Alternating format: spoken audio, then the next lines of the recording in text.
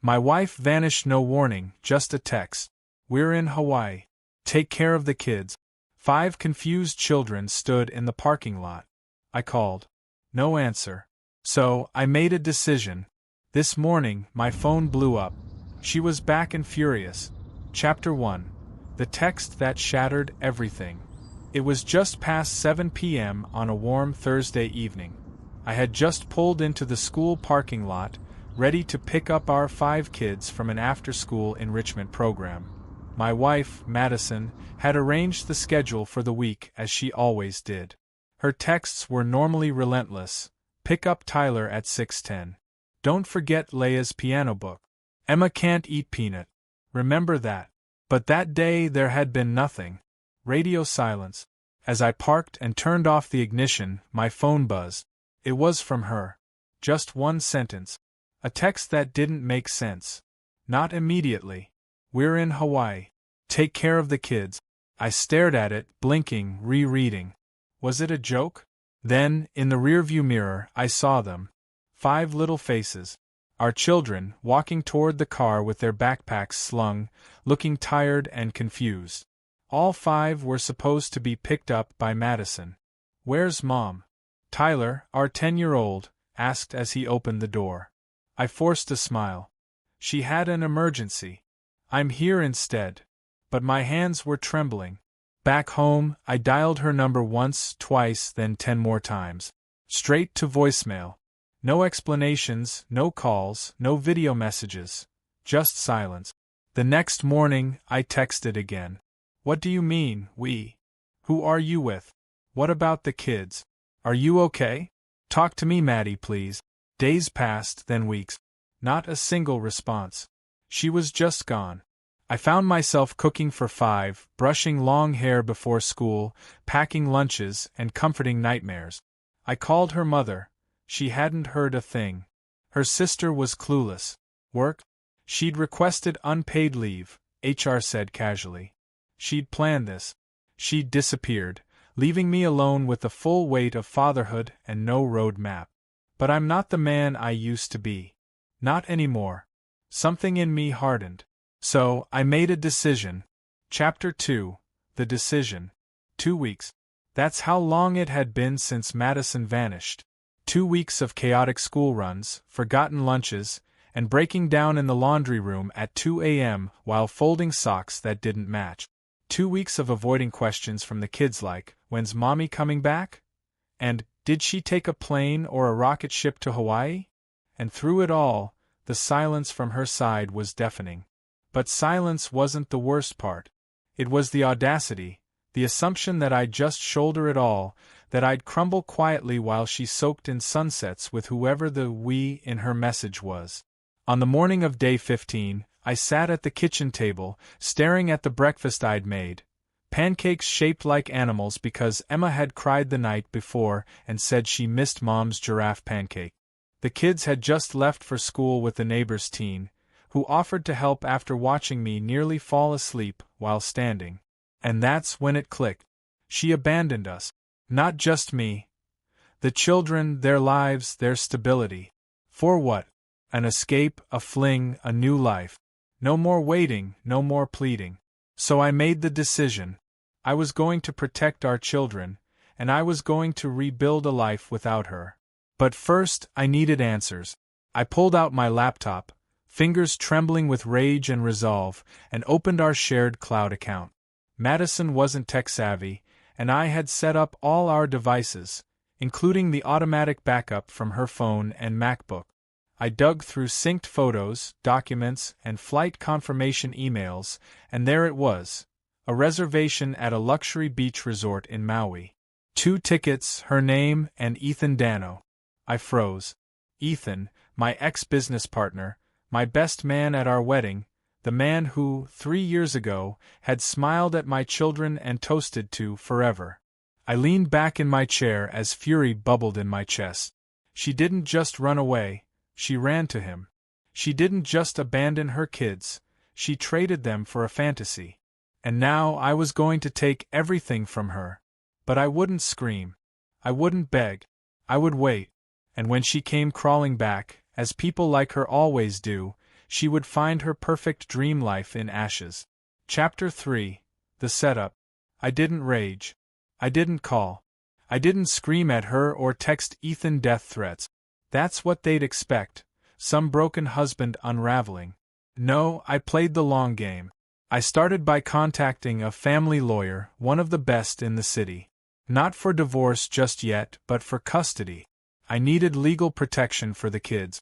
Madison had abandoned them without warning or a care in the world, and I had the text message, the flight bookings, and the complete absence of communication to prove it. My lawyer, Sarah Greaves, leaned back in her chair after reviewing the documents. "She's toast," she said bluntly. "The court will eat this up. A mother who disappears without contact, leaves the kids without care, and runs off to Hawaii with another man. You have grounds for full custody and emergency protection orders." Perfect. Next, I met with a financial advisor. Quietly, secretly, I began moving our joint funds into accounts that were solely in my name, not illegally, but with receipts and documented expenses, all tied to the care of the children. School fees, medical appointments, food, clothing, daycare, everything I had been doing alone. I canceled her cards and froze the joint account. She'd left me the responsibility, now she'd get none of the benefits. And then I waited. 3 more weeks passed. The kids had started adjusting, asking less about where she was. I kept them close. I didn't speak ill of her to them. I let her dig her own grave quietly. And just when I thought she'd never come back, she did. It was 7:42 a.m. on a Tuesday when my phone lit up with her name, a FaceTime request. I ignored it. Seconds later, another. Then a call. Then 5 text messages in a row. "Where are my kids? Why aren't you answering? I'm back in town. We need to talk now. You're being insane. We need to co-parent. You're hurting them by not letting me see them." And there it was.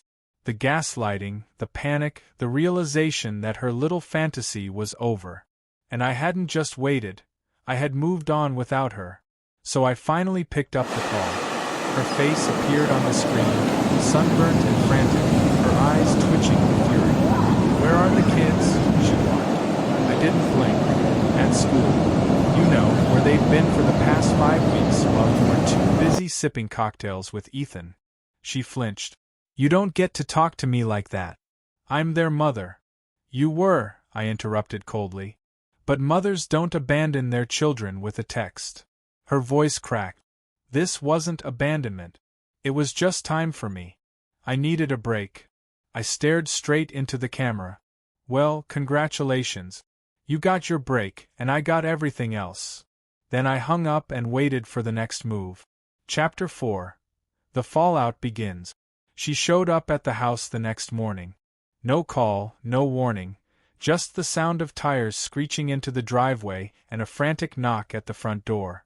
I opened it slowly. She stood there dressed like she'd walked straight off the beach.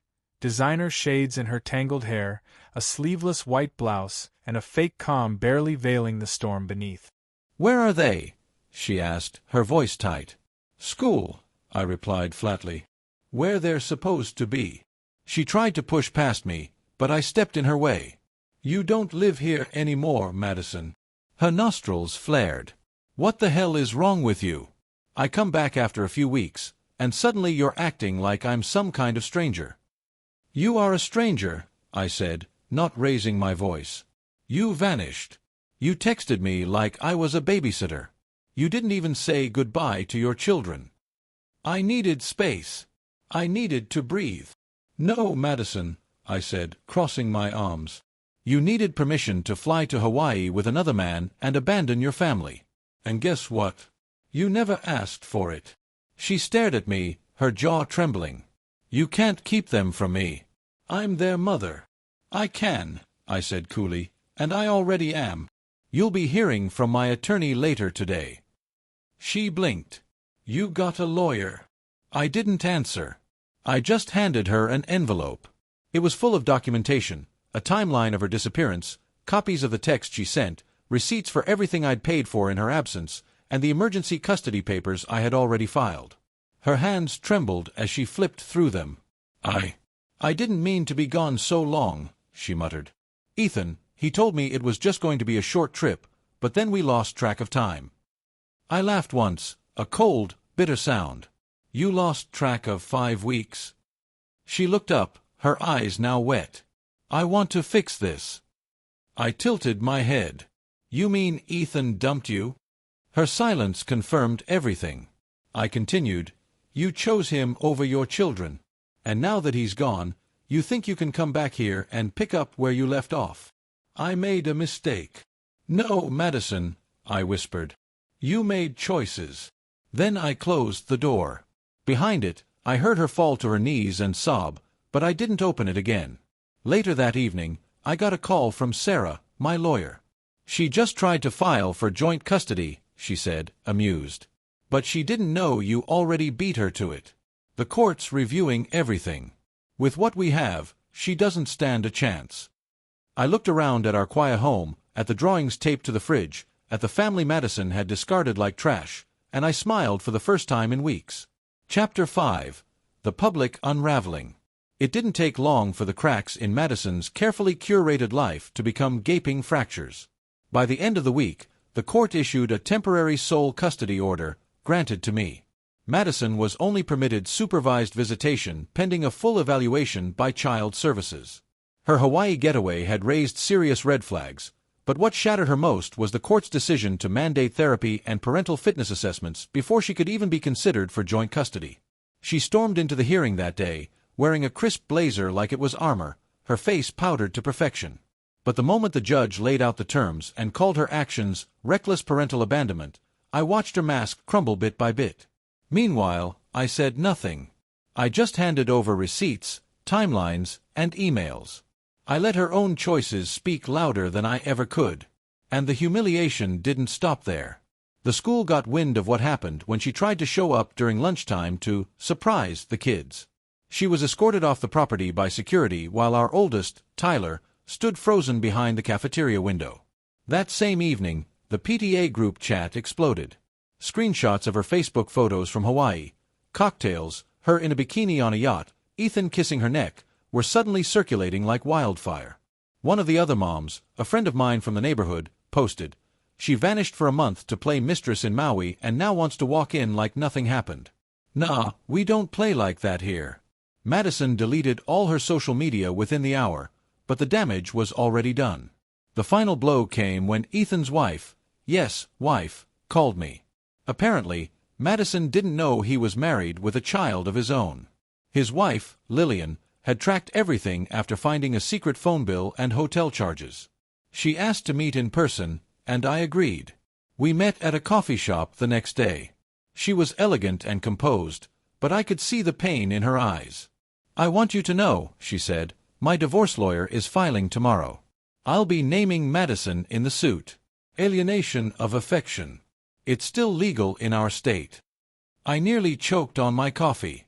She added, "If you need a witness for custody court, I'll testify." I nodded. "You just became my favorite person this month." She smiled. "Let's burn them both." Chapter 6. The Final Blow.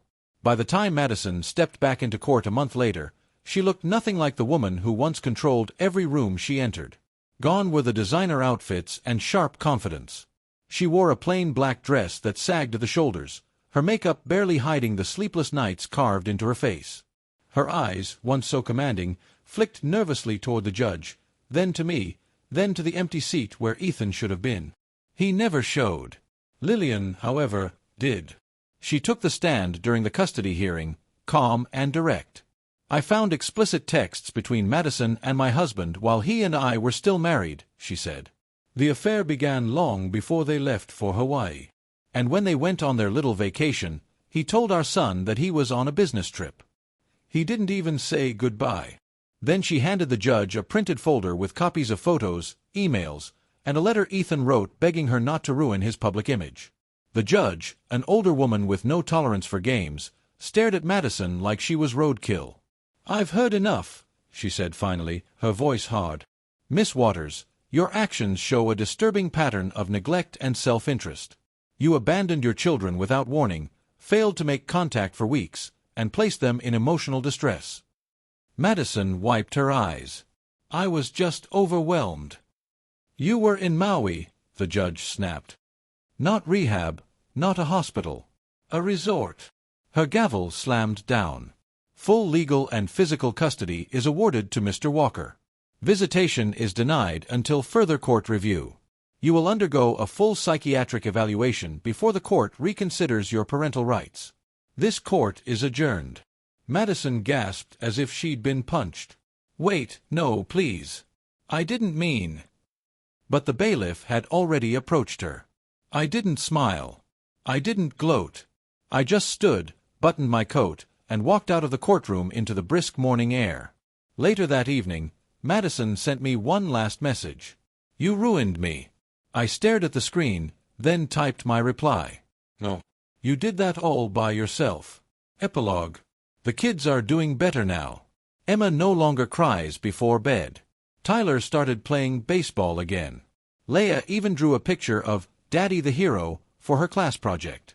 As for Madison, last I heard, she moved back in with her mother in a small town 3 states away, unemployed and battling a lawsuit from Lillian. Ethan lost his job, his marriage, and most of his reputation in our circle.